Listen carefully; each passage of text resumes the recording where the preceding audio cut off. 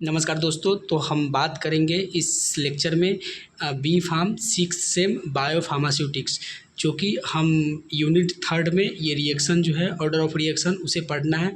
तो इसमें 2-3 रिएक्शन है जिसको हम डिराइव करेंगे। तो सबसे पहले जीरो ऑर्डर, उसके बाद फर्स्ट ऑर्डर, उसके बाद आइबोबोलस है। तो फर्स्ट ऑर्डर जो होगा वो अगर फर्स्ट ऑर्डर आप कर लिए डिराइव तो समझिए कि आपको आईवी बोलस जो होगा इंट्रावेनस इंजेक्शन जो होगा उसका भी डेरिवेशन आप कर पाएंगे। तो सबसे पहले इसीलिए हम फर्स्ट ऑर्डर रिएक्शन को देखेंगे कि कैसे डिराइव करते हैं। तो फर्स्ट ऑर्डर रिएक्शन जो होगा वो डायरेक्टली प्रोपोर्शनल होगा किसके, कंसंट्रेशन ऑफ ड्रग के, जो कि रिएक्शन के समय काम करता है। और उसी तरह फर्स्ट ऑर्डर जो रिएक्शन जो होगा वो डिपेंड होगा डायरेक्टली कंसंट्रेशन ऑफ किसके, रिएक्टेंट के। तो हम बात करेंगे कैसे हम इसको डिराइव कर सकते हैं। तो dc/dt equal to -kn into CN, ये जो है प्राइमरी फार्मूला है। इस फार्मूला को हमेशा याद रखें, क्योंकि जब आप इसको डेरिवेशन करेंगे तो ये फार्मूला होना बहुत कंपलसरी है।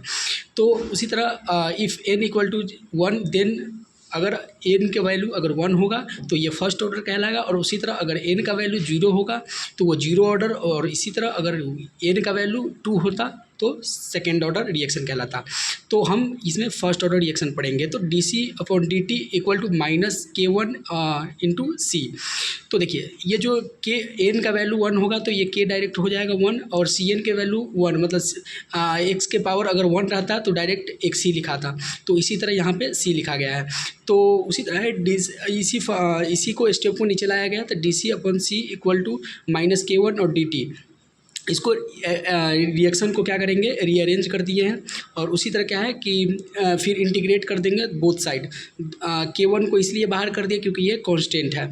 और फिर ये t जो है इनिशियल वैल्यू 0 है, और c भी है इनिशियल वैल्यू कंसंट्रेशन का 0 है। उसी तरह t का फाइनल t है, और ये c का जो है वह c है।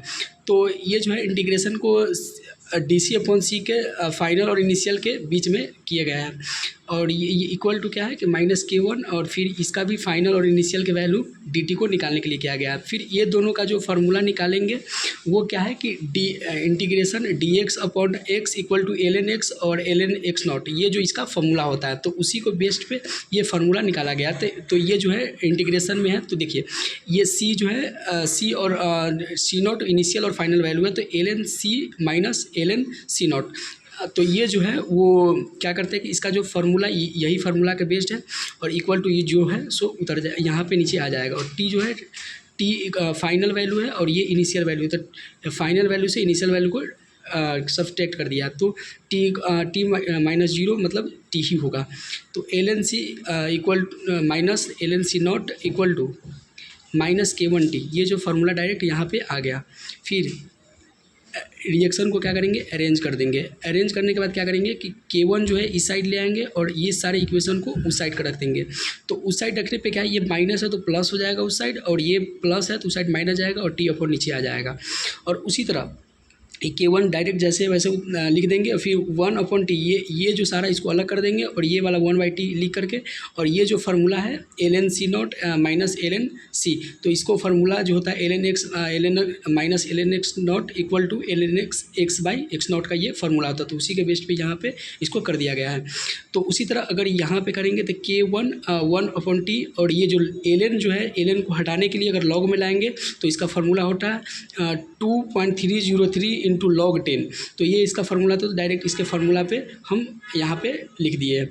तो उसी तरह या तो आप इस तरह लिखे, और नहीं तो इस तरह लिखे k1 equal to 2.303/t into log c0/c।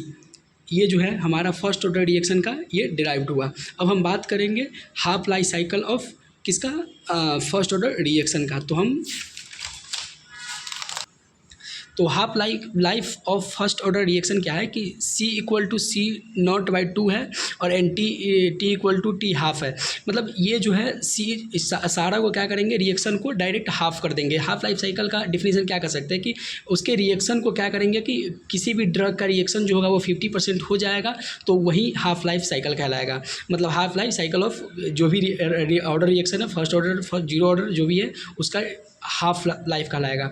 तो ये डिराइव्ड फार्मूला में से क्या किए कि ये डिराइव्ड फार्मूला था, इसी में से निकाल करके और क्या किए कि K1 इक्वल टू जो लिखा है डायरेक्ट लिख देंगे टी हाफ, ये टी हाफ है, टी की जगह पे टी हाफ लिख दिए और log 10 C0 जो C0 ही रहेगा और C0 2 जो है बाई 2 है, ये फार्मूला लाएँ C इक्वल टू C0 2 से, जो कि C इक्वल टू यहाँ पे ये फार्मूला था ना, तो C0 इक्वल बाई 2 लिख दिए यहाँ पे। तो फिर यही फार्मूला है K1 इक्वल टू 2.303 और by T half into log 10 2, और log 10 2 का फार्मूला जो होता है 0.301 एंड समथिंग होता है।